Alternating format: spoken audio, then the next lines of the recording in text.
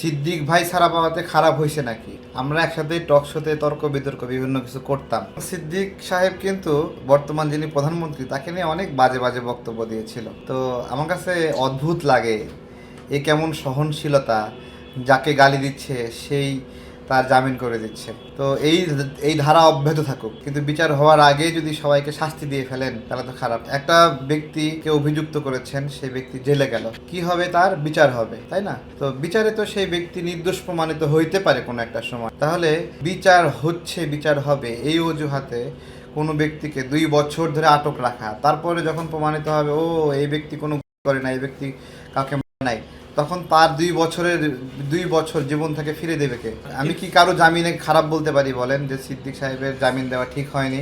আমি বলি ঠিকই হয়েছে, ভালো হয়েছে, সবাইকে জামিন দেওয়া হোক। শিল্পীরাও রাজনীতি করবে না কেন?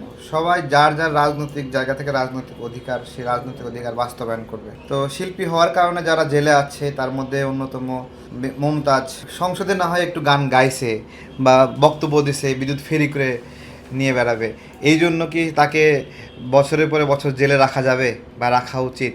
তাই না?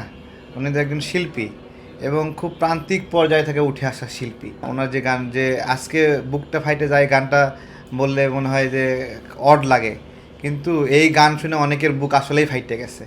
তো সংসদে তেলবাজি করছে, তেলবাজির শাস্তি কি মৃত্যুদণ্ড নাকি ফাঁসি নাকি? সে তো কাউকে আর বন্দুক হাতে নিয়ে করে নাই, তাই না?